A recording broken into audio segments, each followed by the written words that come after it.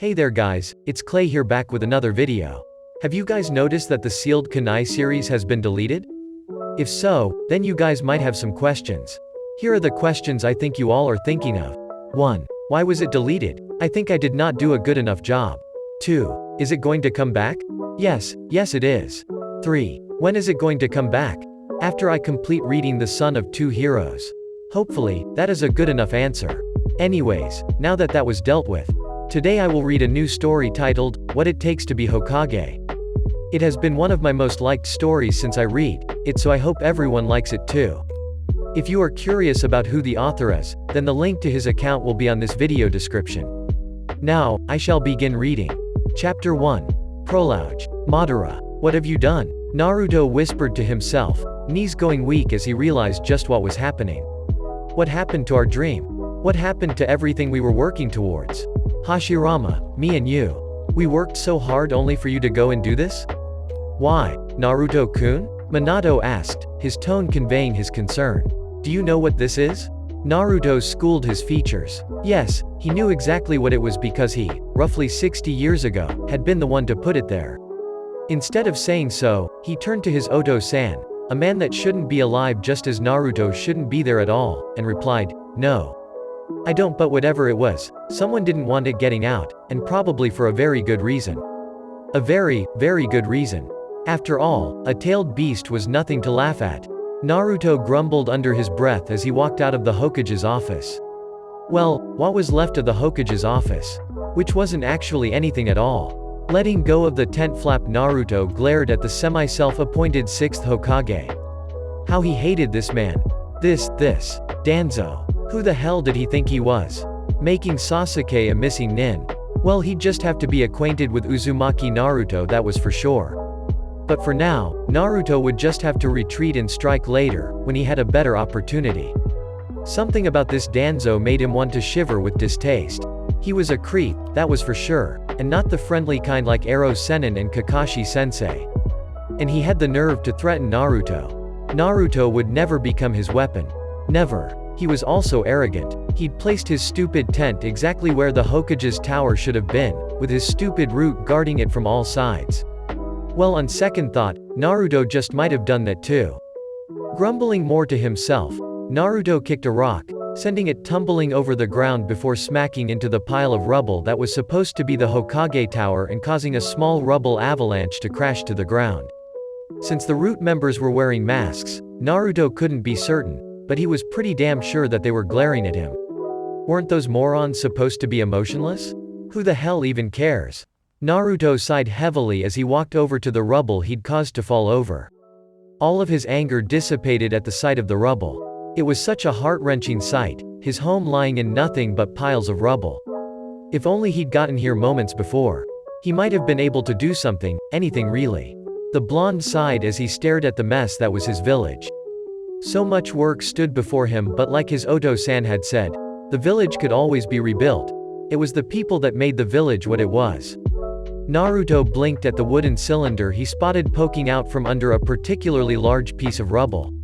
That was odd. Glancing behind him at the root members, Naruto conceded that they were ignoring him and proceeded to carefully pull the cylinder out. It looked like it was the same size as a normal scroll and a little banged up, but that was to be expected considering where he found it. Glancing at the root again, Naruto decided not to chance it and tucked it away in his pocket, the same one that held the tiny shattered shards of the first Hokage's necklace. The shards that he'd painstakingly searched for and gathered. It actually helped that he'd been fighting pain at the time, and had been standing still when it had shattered. It meant that the shards were all in the same sort of area. Sort of. However, the moment the wooden cylinder touched the blue crystal, Naruto blacked out, not even entirely sure why his head was hitting the floor in the first place. Staring at the water was something he did often, pondering its near-endless flow much like he pondered the state of his life and those of his family. What was it about the water that enchanted him so much? He could never be sure, the fascination was simply there. Lifting the hand that held the flat stone, Senju Hashirama was about to skip it across the water when a falling body made him freeze. The odd phenomenon made a rather large splash as it fell into the water. Where had he come from? Glancing up at the sky, Hashirama had to conclude that there were no tree branches he could have fallen off of. Yet there he was, floating in the water and beginning to sink. Wait, sink? Dead bodies didn't usually sink. Dashing out onto the water, Hashirama quickly checked the person's vitals. He was surprised to find that this one was alive, even if that was only just barely. Mostly, every time he saw a person floating in this river, he checked their vitals and which clan they belonged to. Every time though, they were dead. But not this one. Without thought to whether he was an enemy or not, Hashirama pulled the boy from the water and dragged him onto the bank he'd just been sitting on.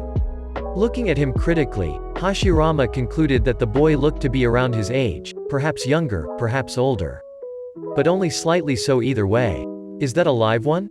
Hashirama looked up in surprise, cursing himself silently for having been caught unaware by the other. Yeah, help me move him somewhere safe, Madara. Why? He could be an enemy. Madara replied, looking at the unconscious boy with suspicion. We can't just leave him. Besides, I've never seen anything like what he's wearing from around here before. We might learn something from him. Hashirama replied simply, pulling one of the boy's arms up and draping it over his own shoulders. He could have easily done it by himself but enjoyed making Madara do unnecessary work. Madara's gaze took in the headband with the shiny metal plate on the blonde's forehead and without a word moved to take the boy's other arm. His clothes are odd. Hashirama mused, glancing at the boy's attire from the corner of his eyes. Says the one with the flower pot hairstyle and the billowing curtain pants. Madara snorted. Hashirama sent him a withering look before glancing around at their surrounds and guiding them to a small cave that was in this part of the woods. They set the boy down carefully, each one studying him for a moment. He appears to be a ninja. He has the tools Madara supplied, pulling out a shuriken from the pouch and studying it carefully before replacing it. It has some odd qualities to it though. It's nothing like what we have. This is better, smoother. Looks like it will be more accurate in battle. But I don't think he was injured in battle. He doesn't have any wounds or even any of the usual signs on his clothing. Hashirama muttered, adding his own thoughts to the brainstorming session. What do you make of his headband? Madara asked quietly. Other than that, I do not see anything else that would establish which clan he's from. No, he does have a clan marking. Here on his shoulder. I think that's an Uzumaki symbol, but I've never seen it worn like that, nor have I seen them wear these kinds of clothes. As for the headband, it's not uncommon for ninja to wear something on their foreheads. I've just never seen that before. Hashirama replied thoughtfully. Madara frowned before checking the boy's pulse himself. Hashirama didn't like the color the kid was turning. I've seen this before. It's a rare form of chakra exhaustion. He might not make it. He's barely hanging on as it is. Madara muttered, eyebrows furrowing together in anger. I get the feeling that he's going to be just fine. He looks like a fighter to me. But I guess that means we're going to have to take care of him, right? Hashirama mused. Probably. This form of chakra exhaustion is going to leave him weak and helpless for weeks if not a month or two. That's terrible. He won't even be able to defend himself. Hashirama exclaimed. Relax. If we set up some good traps and place a few good genjutsus around here, no one will even find him. Madara reminded the other ninja with a shake of his head. Are you sure you know strong enough ones? Madara almost snapped that his clan specialized in genjutsu, among other things, but that was against the rules. It would give away his family name. Yeah, well, the best we can do is try. I'm not even sure it's the best idea. Of course it is. He needs help. Hashirama argued back childishly. And if he's an enemy? Madara challenged with a raised brow. If he's an enemy, then he's a very poor one at that. He couldn't even swat a fly right now, let alone kill us. I suppose. Do you have any food on you at the moment? Madara conceded. Hashirama looked around on his person before pulling out a wrapped piece of bread. Will that work? If we soak it in water, then yes. Madara took the offered bread and propped the chakra-exhausted teen up so that he was leaning against the wall. Hashirama had never seen such a severely chakra-depleted shinobi and as such, didn't fully know how to treat one. So all he could really do was provide Madara with the things he needed to care for the boy. When Madara was done, Hashirama felt a sense of uselessness. If what the other had said earlier was true, then he needed to learn how to care of this person and quickly. After all, neither of them could come every day. Madara, could you tell me more about how to care for a chakra-depleted person? You can't come every day and neither can I, so we'll need to alternate. But I've never had to care for someone so helpless before. Hashirama asked quietly, staring almost blankly at the oddly dressed shinobi that had literally fallen into their care. He'd seen people this helpless, but they never lasted long enough to be cared for. He lived in an era of war, so it was to be expected. He felt that he should know how to care for these shinobi, but he was ashamed to say he didn't. It's simple actually. You should work on your medical skills then. The point is to make sure they don't die. Madara replied, and Hashirama glared at his non-answer, but he took the advice to heart. He would work on his medical skills. After all, there would always be those in need of healing. We should leave. It's getting late. I won't be able to come tomorrow. Madara stated with a sigh, looking outside to the sky and the near-setting sun. Do you think he'll be warm enough? Hashirama bit his lip. Bring him a blanket tomorrow. Madara waved over his shoulder dismissively as he walked out of the cave, already readying his chakra to perform some of the genjutsus. And give me some of your chakra so that I can key it into the genjutsu. Hashirama gave the sleeping teen one last look, taking in the whisker marks, the bright blonde hair and shiny headband before nodding to himself and following Madara outside the cave and helping him set up the traps before heading back to the river. As each one stood facing the other on opposite sides, they skipped a stone to each other, catching it and pocketing it. With a small wave they were both simply gone as only shinobi could. Hashirama dashed through the trees awkwardly with his pilfered blanket and pillow. He giggled to himself as he made his way to the river, trying to get there without being followed. This was actually really exciting and fun. Something that he hadn't had much of lately. He noticed that his younger brother had seen him take the stuff in the early hours of the morning but had said nothing. Tobirama was strange that way. Sometimes he would throw you over the coals and other times he'd leave you be with nothing more than a stern look of disapproval and in this case slight curiosity. Skipping over the river easily, Hashirama didn't stop but rather kept going right into the trees on the other side. This time, he ran without making a sound and he was careful to watch out for enemies. He couldn't afford to have his new charge spotted. The blonde teen could hardly defend himself after all, and since Hashirama couldn't stay for very long at the moment, he couldn't defend the teen either.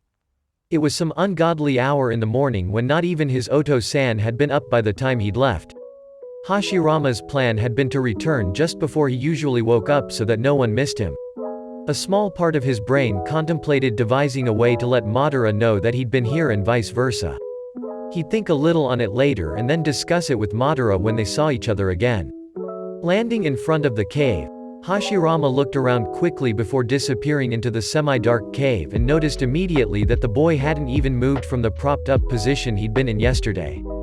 How uncomfortable. He'd also managed to remember to bring some food and had brought some soup. He felt proud that he had thought of something that was both nutritious and edible for the helpless blonde.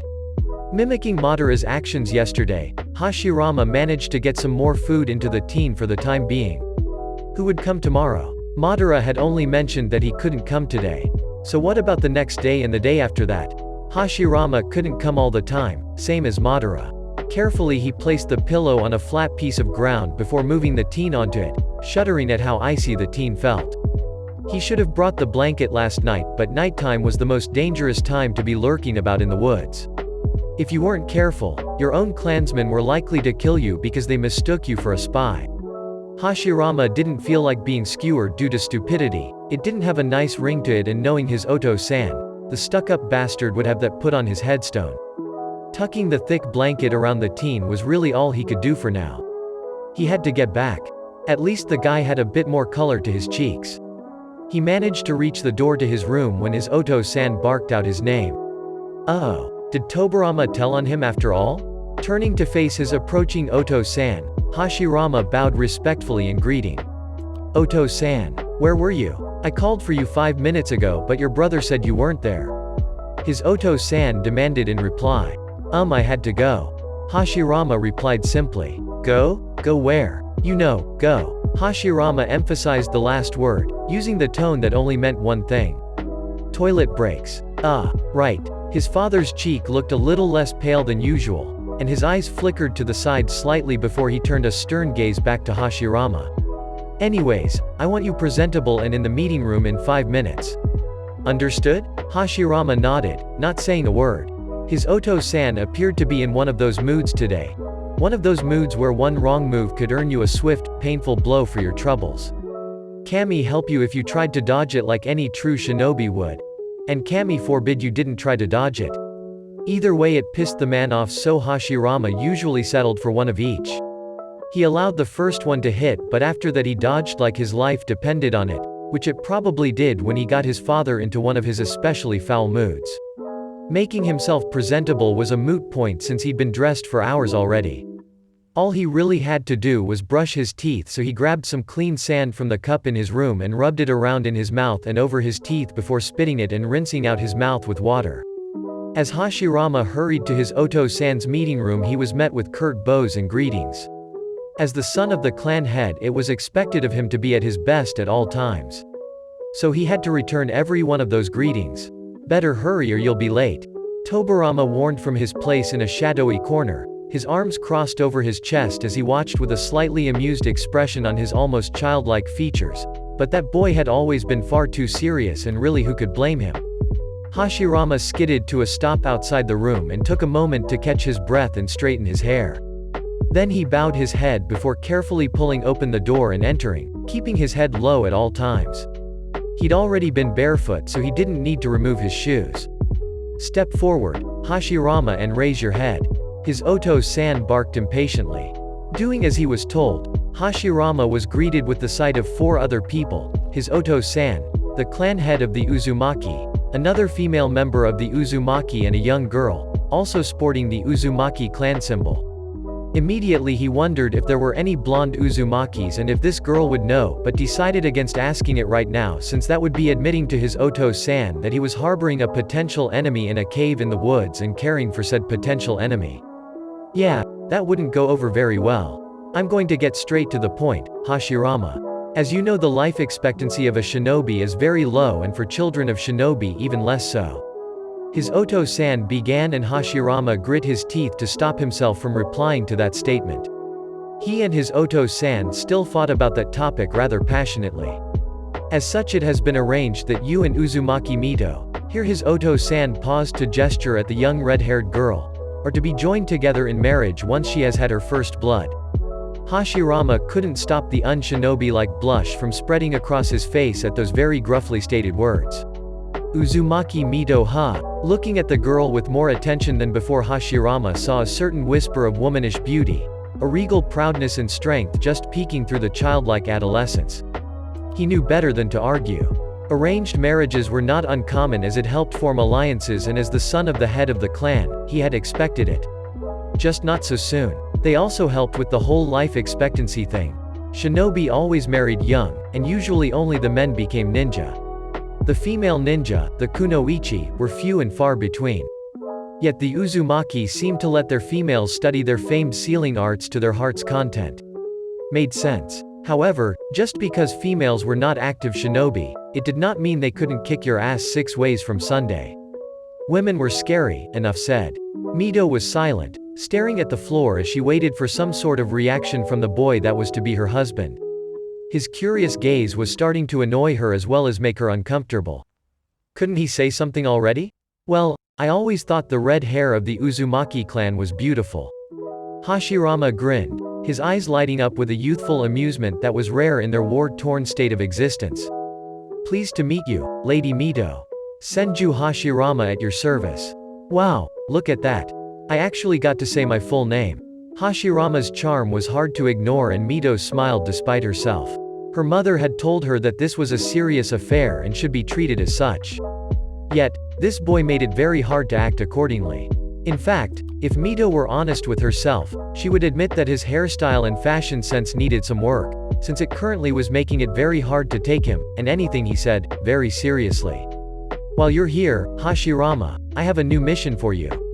Try not to die. His Oto-san interrupted, reaching to grab a scroll that he'd set aside. I'd hate for all this to be for nothing. He added under his breath, and Hashirama was only half certain he was somewhat joking. For the first time since entering the room, Hashirama's composure faltered.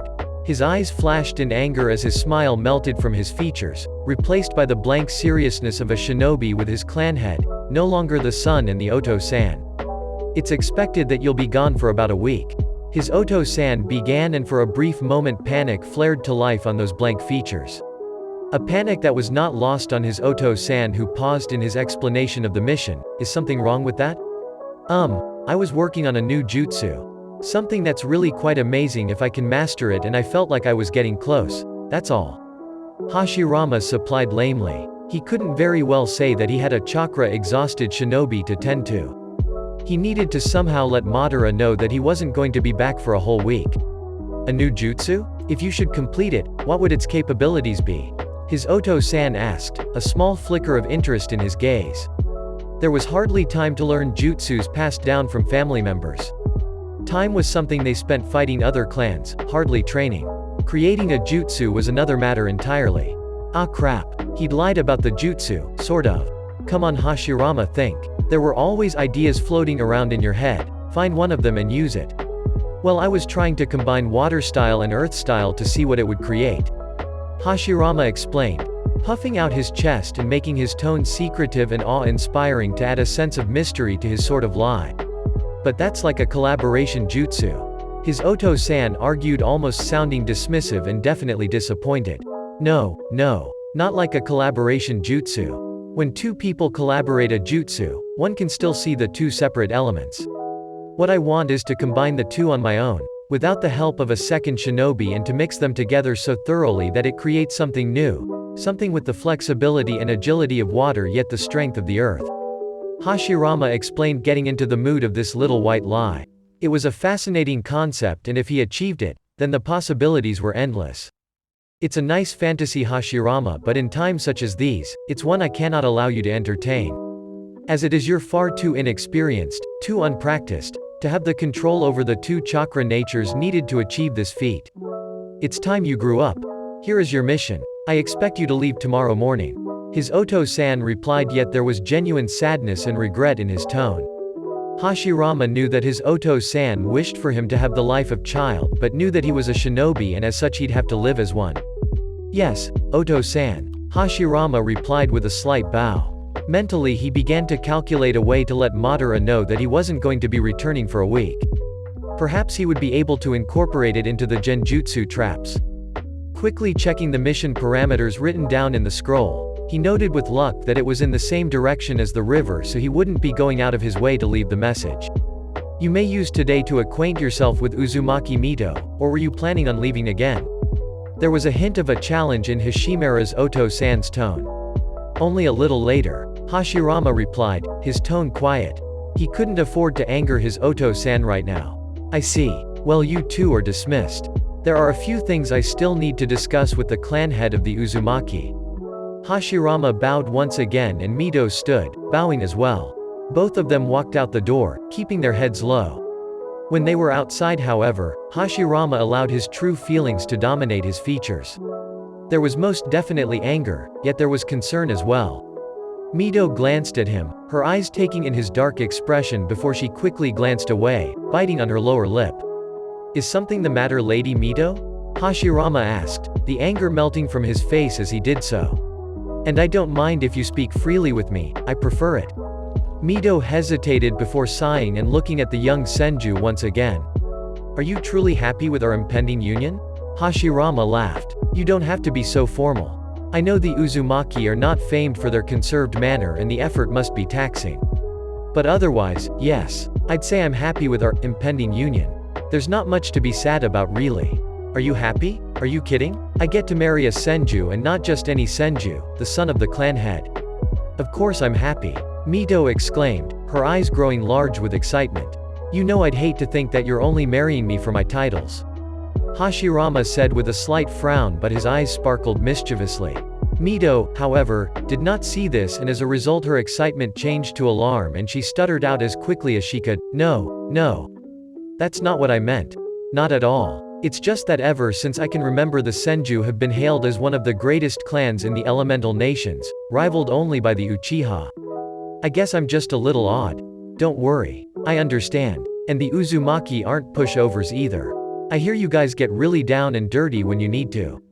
Hashirama smiled softly, not really comfortable talking about a glory he felt was underserved simply because it was won through the means of war. Hey, are you allowed to leave the compound? Hashirama asked excitedly and suddenly, causing Mito to jump. I am not sure. Mito replied with a frown. Well, come on. You're with me, so you'll be fine. Hashirama grabbed her hand, causing her to squeak in surprise, and began to pull her towards the trees. They were only able to get past 3 trees before a familiar voice spoke from behind the tree next to them as they passed. It is my recommendation, brother, that you do not leave today. Especially not with Lady Mito. Tobirama was leaning against the tree, his eyes watching the floor as he spoke and his arms crossed over his chest. Ah, always so serious. What's the matter, little brother? You're gloomier than usual today. Hashirama teased, tempted to ruffle the younger Senju's hair but deciding against it. No, I'm just more realistic than you. Neither Oto-san nor the Uzumaki clan head will appreciate you taking his daughter outside the confines of the Senju compound safety. Tobirama stated, lifting his gaze so that it was now on Mito. Alright then, you have a point. Walk back with us? Hashirama conceded with a grin. In reply, Tobirama held up a scroll and Hashirama's grin faded into anguish. Be safe. It's what he wanted to say, but he didn't. He was a shinobi, and a shinobi did not concern themselves with the safety of others. Or, that's what they were supposed to be like. Hashirama however huffed at his younger brother and said arrogantly, if you don't come back from that one alive, I'm going to bury you in nothing but your underpants and I'll tell everyone about it. You're such a child. Tobirama snapped, but there was a small smile quirking the corners of his lips. Mito couldn't help but secretly agree with the younger Senju. Naruto felt like he was heavy. Too heavy to move and far too heavy to even care. He was very, very dimly aware of the world around him, but that awareness was hardly anything at all. He couldn't even tell if he was lying down or sitting up. He couldn't tell if he hungry or thirsty. Something at the edges of his awareness wanted to be acknowledged, but he couldn't focus on it, he couldn't focus on anything. All there was in his little world was the steady bob bump of his own heartbeat and his shallow yet rhythmic breaths. It was enough to make him fall asleep once again. Finally, Hashirama panted as he entered the cave. He'd pushed himself on that last mission and had managed to finish it before the allocated time, which was an achievement in itself. Usually they didn't give you enough time. Sorry Madara. That mission was brutal. Just give me a second. Hashirama gasped out. It's hard to believe that you can equal me in taijutsu. Madara shook his head. Anyways, his pulse has gotten stronger and he's hanging in there. I think you're right. He is a fighter. Oh, and I'm running out of excuses to come out here. Just tell them you're working on a new ultra-secret jutsu. Hashirama offered. And I just had to run away from an entire clan trying to kill me. Give me a break, will ya? Your jutsu suggestion requires for me to actually have an adequate jutsu to present upon completion. Madara growled with a childish pout. And it sure as hell better be adequate or it's my ass. Hey, you got it easy. You just have to say jutsu. Now me on the other hand. I told my Oto-san I was working on a one-man collaboration jutsu. That's going to take more skill than what I currently have. Hashirama pouted back. You're the one that told him. Besides, didn't we agree to work on our weak points? This is good motivation. There's a big enough clearing outside the cave.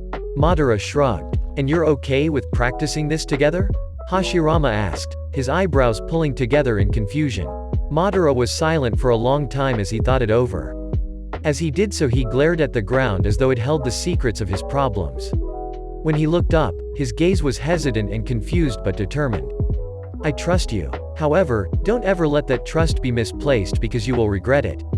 Hashirama blinked before a grin broke onto his features. Oh Madara-kun, it's such a happy day. You do have a heart after all. Rejoice in all miracles, he said happily in a sing-song tone. Madara promptly smacked him on the head with a firm and satisfied, idiot. But there was a note of fondness in that tone as well. Hashirama just laughed and wrapped an arm around Madara's neck, yanking him closer. Hey! Madara spluttered in protest, but his wiggles lacked conviction.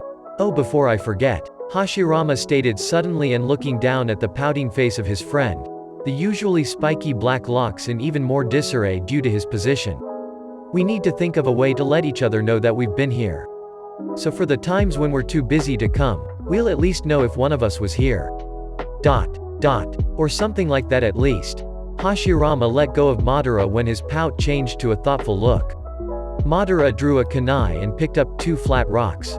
He then scratched something into both of them before turning them over to face Hashirama. How's this? We'll put these over there by the entrance, and if you've been here you turn it over to the side with your name. Then I'll come and see it and I'll know that you've been here and I'll turn it over to the blank side and turn mine over to show my name. Madara suggested. Hashirama was silent as he took in the stones. His expression turned very sad as his aura radiated despondency and self-doom. Madara-kun, he whispered in a deathly depressed tone, to which Madara's eyebrow twitched. You spelt my name wrong. Idiot. Madara yelled, trying to hit Hashirama once again, but the other ducked out the way with a laugh. You know, for someone who just got back from a mission you have way too much energy. He added thoughtfully as he walked over to the entrance to place the stones, blank side up, on the floor. Yeah, well, I'm just happy to be back. Hashirama sighed before sitting down next to the blonde shinobi. There were so many things he wanted to tell Madara. Like his arranged marriage to Lady Mito and the mission he'd just been on, but he couldn't. It would go against their code as shinobi. Instead he asked, how's he doing? Like I said, there's improvement, but I'm not sure how much. I'm not good at sensing. Madara replied with a shrug. It's only been a week, so I suppose improvement is better than nothing. How long does it usually take for them to wake up? Hashirama was watching the unconscious shinobi thoughtfully. It would be a shame if they had to kill him because he was an enemy. Depends on the person really. I've seen some wake up after 2 weeks and others after 2 months. I haven't seen enough cases of this for it to actually have an average. Madara explained, sitting down next to him. I can't imagine pushing myself so far that I exhaust my chakra like this. Have you ever done it? No. I've never had the need to, but I will if it means protecting my little brother. Madara's eyes darkened with determination and Hashirama found himself agreeing wholeheartedly with the statement. Yes, he'd go that far if it meant protecting his younger brother. It was about a week after he returned from the mission, with both he and Madara alternating visits to the cave, that Hashirama returned to the cave to find Madara already there. He grinned cheekily as he approached as silently as he could. Long time no see, Madara-kun. Hashirama yelled before pouncing on the other, who rolled out the way purely on reflex. He turned to face Hashirama with an irritated scowl. One day you're going to do that, Hashirama, and I'm going to end up skewering you with a kunai. Yeah, spoil sport. Honestly, you'd think I was an idiot the way you go on sometimes. The day you can skewer me with a kunai is the day I deserve it for being so damn slow. Hashirama mocked with an air of playful arrogance. Just for that, you get to bathe Uzumaki over here. Madara scowled, using the nickname they'd taken to calling the other shinobi, since the ninja, or the unconscious shinobi, just wasn't very specific. Bath? Hashirama gulped. That was something they'd both totally forgotten about, and it seemed that Madara had remembered, even making sure to bring a set of clothes for the helpless ninja. Yes, idiot, bath. It's been 2 weeks. Madara replied, wrinkling his nose. And who knows how long before that. And you brought him some clothes. Hashirama noted, tilting his head to the side and studying the plain black fabric that Madara had brought. It looked like a slightly larger version of the clothes he usually wore himself. Yes, I did, because if he had to wear the type of clothes you wear he'd die from the shame. Madara replied before lifting Uzumaki and pulling down the metal tab that held his jacket together. You know, those links are really cool. I wonder where he got it from. It's ingenious. Hashirama chirped with a grin, choosing to ignore the comment about his clothes. Madara simply grunted his agreement as he pulled the once brightly colored jacket off and tossed it at Hashirama's head. The boy was wearing a simple black shirt underneath and what looked like a chain-link shirt. Hashirama at this point was helping Madara, his fingers battling with the brown material of the headband. It was tied as tightly as it could possibly be tied, making removing it rather troublesome, but the Senju managed and placed the object carefully with the rest of the Uzumaki's quickly growing clothing pile. Soon they had the weapon pouches and the shoes removed as well, leaving the teen in nothing but his pants. The scars on his body spoke of a hard shinobi life, and both Hashirama and Madara knew the feeling. Was this teen a victim of these troubling times as well? He must be a good shinobi to have survived so far. With swift, practiced movements, Madara removed the teen's pants, leaving him in his underwear. You know, this guy has the strangest things on his clothes. Hashirama was fiddling with the elastic on Uzumaki's jacket. Yeah, just help me out here. Madara said, waving a hand dismissively. Are we taking him to the river? Hashirama asked, grabbing the extra set of clothes and the Uzumaki's own ones so that they could be washed while Madara lifted the Uzumaki. Yes. Unless you feel like practicing your water-style jutsus. Madara mused. Hey, that's not a bad idea, but that'll get our training field wet. Hashirama pouted at the thought. For the past week they'd been alternating between taijutsu matches and ninjutsu practice. They'd already learned about each other that Madara was exceptional at fire-style related jutsus and Hashirama was adept at both water-style and earth-style. If Madara could use any other styles, he had yet to display the ability to do so. So to save them the trouble of a wet training field, the two trudged off to the river with Madara carrying the underwear-clad unconscious shinobi on his back and with Hashirama carrying the two sets of clothes in his arms. You know what? You'll be carrying him back to the cave, because really I think you got off easy here. Madara complained. Ah, but he looks so cute over there, drooling on your shoulder. Hashirama grinned in reply. He's drooling. Madara yelled in alarm, which only further amused the Senju. Relax. Hashirama gasped between peals of laughter. I was just kidding. Once they made it to the river, Hashirama stepped out first to see if there was anyone around, careful to look in every possible place a person could be. His brother had often said he needed to work on his sensing, and he agreed with the younger Senju wholeheartedly. Giving the all-clear, he signaled to Madara to come over and snickered the whole time Madara bathed their charge while he took care of the odd bright clothing. His water-style jutsu got plenty of work, that was for sure. The guy must have been doing some real heavy-duty stuff before he fell into the river. Hashirama recognized it as the same sorts of stains and tiny rips that accompanied the men who built the houses. Was this guy building something? To his horror though, the orange clothing got even brighter the cleaner it got. How had he survived this long with something so eye-burning? And Madara had the nerve to say his sense of style was warped. Madara on the other hand kept the boy's boxers firmly in place, and he also took note that while the boy himself was small in stature, his age was probably greater than their first estimation. His build and scaring suggested the dangerous life of a shinobi, and a good one at that, as well as added to the age that Madara was slowly building in his mind. He'd say that Hashirama and himself were about 12, 13, maybe even 14. This teen was perhaps 16, 17 and to a push 18. He'd have to wait for the teen to wake up and tell them to be sure. So what had caused him to end up in this predicament? Madara placed a hand on the boy's chest, trying to sense out any chakra to see how far he'd come since they'd found him. All he found was the tiny flicker that had only grown a tiny amount, almost unnoticeably so. Why was it taking so long? Did the teen even want to wake up at all? Madara would understand completely if he didn't. Even Hashirama would. All done. Hashirama announced. Now you can use your fire style to dry them. Just don't set them on fire, K. The Uchiha rolled his eyes at the overactive Senju before grumbling, hey, come help me get him dressed. And added under his breath, and it wouldn't exactly be a crime if I did set those hideous things on fire. The two teens worked without talking to get the unconscious teen dry and into the clothes that Madara had brought. Both of them knew that this was a potentially dangerous thing to do, but neither could truly find the energy to care. All they wanted was to help the teen. Naruto could feel the coolness of the water, and it helped to wake him up some. He was more aware this time, if more aware meant he could feel the water, if only the slightest bit. It was nice, refreshing. He managed to remember that he was supposed to be somewhere, he was supposed to be doing something, but he couldn't remember the specifics. He had to wake up now, but he couldn't, he just didn't have the energy, his body and mind automatically preferring sleep.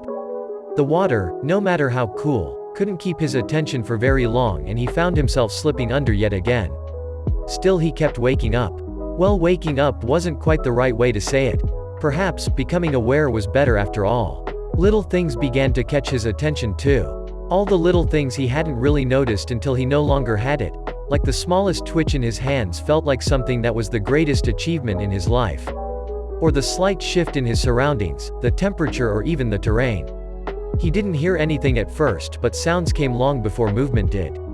It wasn't anything distinguishable when it did come, just an in and out blur of noise that was both comforting and loud at the same time. Later, he began to pick out things like a bird's call, rushing water at times, and the sound of approaching footsteps. He didn't know why, but those footsteps were something he looked forward to. Then he began to notice that there were two different types of footsteps, one that was hurried and almost cheerful in a sense, and another that was slow and measured, each step controlled. Yet both sets of footsteps were cautious. Both were the footsteps of shinobi. As Naruto began to grow more and more aware, one thing he found himself having far too much time of, was time to think. Things began to swirl in his mind, things he hadn't really thought about before, like Sasuke and Danzo Teme, Gigi and his Oto-san. His Oto-san had hoped for him to be a hero. The Sandame hadn't said a word about his parents to him, only telling him that they died in the Kyuubi attack and there was no point in talking about the dead. He thought about Sakura-chan and Hinata-chan, the two vastly different kunoichi that they were, and wondered what he truly felt about them now. He thought about a lot of things, about the villages, about ramen, a lot of ramen, his days at the academy and the days spent with Jiraiya, Kakashi, Yamato and all the other shinobi of Konoha. He even thought about his failures and why they were classified as such. Heck, his mind must have been really bored if Itachi crossed it on more than one occasion. Mostly though, he found himself thinking about the Kyuubi and his hatred, and he found himself leaning towards agreeing with the Kyuubi because being trapped, quite frankly, sucked.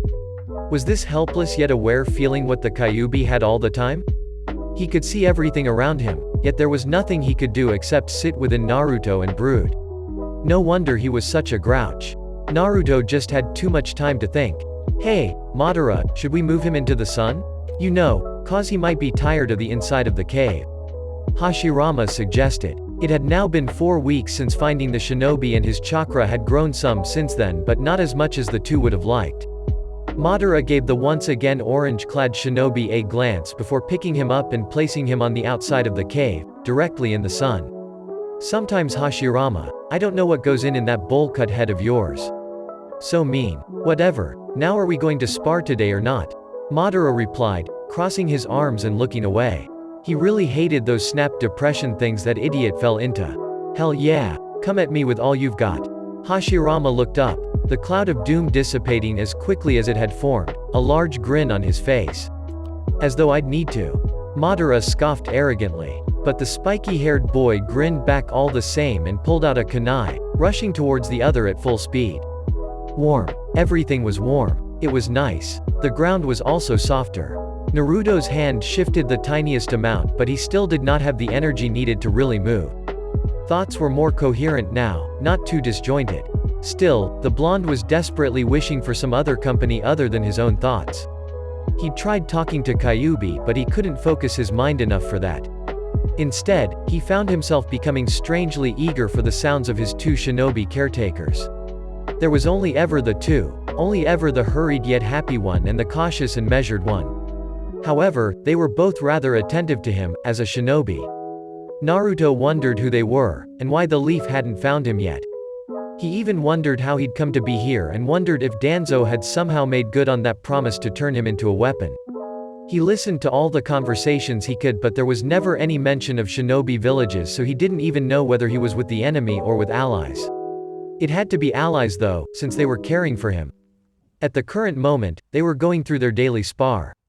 It was a routine of theirs, to train whenever they were together in the little clearing outside the cave, and this was the first time Naruto was outside with them. He was deeply curious about their skill and techniques. Today they seemed to be focusing on taijutsu, and by the sounds of it, it was a good spar, and the urge to see the world around him only grew. Naruto was almost desperate to get out of this helplessness. He wasn't used to it and he hoped it ended soon. He seemed to be getting better though. Slowly, he tried to open his eyes, managing only to open his lids so that a sliver of light hit his pupils, immediately burning them. But he could see, and that made his spirit soar. Perhaps he wouldn't be so helpless for very much longer. Naruto couldn't wait for the day that he was able to at least talk to his two caretakers. Best part about it was, he could tell that the two shared a special bond, just like he and Sasuke did. 4 weeks turned to 6, and with every passing day, Naruto felt better and the two shinobi that cared for him grew stronger. They didn't much mind that in each case it was only a little bit each day. Only a little, barely noticeable at all, but the progress was there all the same. The two weren't always together, but one of them always came to care for the unconscious shinobi, never missing a single day if they could help it. Naruto was learning how to sense things in ways he'd never thought possible, his growing chakra allowing him to sense further and further, till he could tell that oddly enough the two younger teens did not live together and in fact came from opposite directions. They didn't always just train. Sometimes they would just talk, conversations that Naruto was only half aware of. But they seemed to enjoy their talks just as much as they enjoyed their spars. Madara and Hashirama were beginning to grow tired of the same training ground, or perhaps they were growing restless for a new challenge. They spoke about it but grudgingly agreed that they would wait until the older teen was able to move. So it was with some much anticipated excitement that they finally noticed fluttering eyelids halfway into the 6th week. Madara, he looks like he's waking up. Hashirama yelled cheerfully to the boy who was still approaching the cave. He'd only just gotten there himself and had been about to move Uzumaki into the sun. He'd sensed Madara's approach when he'd landed in the clearing himself. He hadn't seen the other boy much this week and was glad that he was seeing him today. Madara rushed into the cave, falling into a crouch next to Hashirama. He'd never admit it, but he was just as excited as Hashirama was. This was going to be great.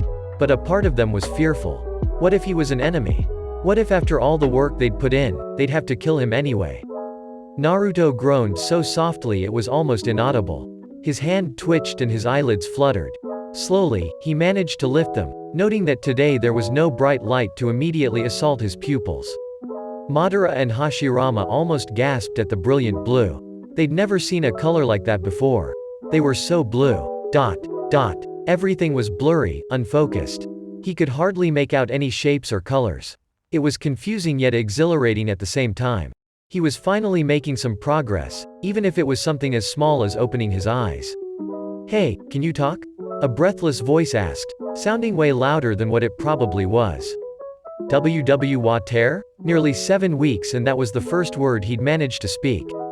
Great going Naruto. The silence and the lack of people was killing him though. He was a social creature and needed the bonds he formed to keep him grounded. He hoped that wherever he was and whoever he was with, they were allies. He wasn't in any position to escape if they weren't. "Oh, my bad." That same voice from before. A black and creamy-colored blob moved closer and something cold and wet was placed against his lips. Naruto drank slowly, not one to choke. When he was finished he felt loads better and managed to give a small lopsided smile to the other ninja. Thanks. So what's your name? A new voice asked calmly, reminding the blonde a lot of Sasuke. Uzumaki Naruto. Who are you? Each word, every syllable was stated slowly, with difficulty. Hashirama looked to Madara, both of them surprised. The teen had given his full name? Perhaps he had hid his head after all. "I am Madara, and he is Hashirama." Sounds familiar, like a history lesson I probably slept through. Naruto replied with a tired giggle. "Huh?" Madara and Hashirama stated in unison. This guy was nuts. "Konoha, that's where I'm from. It was founded by the Uchiha and the Senju. At the time the clan heads were Uchiha Madara and Senju Hashirama." Naruto explained, hearing the confusion more than seeing it in the blobs in front of him. "Impossible. The Senju and the Uchiha are rivals. They'd never be the founders of anything, at least not together." Hashirama was shaking his head. "But they did. They founded my village. Konoha, the village hidden in the leaves. You must have heard of it. It's one of the great shinobi nations." Naruto was frowning slightly now. "There's no such thing as a ninja village." Hashirama replied sadly. He actually felt sorry for the teen. He'd clearly been hit by a jutsu that damaged the mind and there was no curing that. There are only the clans and none of them work together unless it's mutually beneficial to them and it's never for long. Only clans? It hasn't been like that since the era of the Warring States. It hasn't been like that for 80 years. Naruto was getting more than confused now. Madara on the other hand grabbed Hashirama's shoulder, cutting off his reply. He dragged the boy outside the cave, eyes glaring at the ground when he finally did let go of the other. "Tell me you aren't a Senju." Madara stated quietly. "Madara? Whoever that boy is, wherever he comes from, he knows who we are. Unless... Tell me you aren't a Senju. You're asking me something personal like that based on a possible enemy's words?" He said clan heads, Madara, which neither of us are. Hashirama argued back. "I am an Uchiha." Madara growled. "I am the son of the clan head. Tell me you aren't a Senju." Hashirama's eyes widened at the admission and realization dawned where panic had begun to set in. "Konoha, that's where I'm from. It was founded by the Uchiha and the Senju. At the time the clan heads were Uchiha Madara and Senju Hashirama." Could the boy have known who they were all along? But he didn't appear to see them as such. Either way, what did his words mean? I am the son of the clan head. Hashirama replied, looking away. So where does that leave us? Madara asked. Neither of them moved. This was a moment that was never supposed to happen. They were never to know each other's family names and confirm that which they had unconsciously suspected all along. The Senju killed my brothers. Madara whispered. The Uchiha killed mine. Hashirama replied just as softly, as brokenly. So where did that leave them? An uncomfortable silence rang in the air, their family names dictating that they were enemies, yet their hearts telling them they were friends, sharing a bond that no one else could understand. Hashirama looked up from the ground. He stared at the boy he'd come to call friend, a boy he trusted with his life. He was still the same boy, no matter what his name was or where he came from. I want the war to stop. I want to create a world where children aren't forced to fight. That still hasn't changed, Hashirama stated with determination. And I still want you to do it with me. Madara's dark eyes jerked to him in surprise. A name is a name. You could have killed me many times over and So, I trust you, just don't let that trust be misplaced or you'll regret it. Hashirama continued with a grin, mirroring the very words Madara had spoken to him before. Madara looked away, pain flaring in his eyes before he turned back to Hashirama, the same determination in his eyes as the other. A name is more than a name, or else we wouldn't have to hide it. Blood-red Sharingan swirled to life, but the Senju did not look away. However, I feel as though you do, for the sake of my brother Izuna. You and I will take our clans to new heights, and we shall do so, together. Hashirama grinned broadly. And I have a feeling that Crazy Blonde is going to help. The two clasped their hands together with a smile, Hashirama's a toothy grin while Madara's was a small smirk. Yes, they were going to take the ninja world by storm. And that is it for this couple of chapters. I hope this has been satisfactory. Thank you all so much for watching, I really appreciate all of your guys' support. I have nothing more to say, see you all later and bye.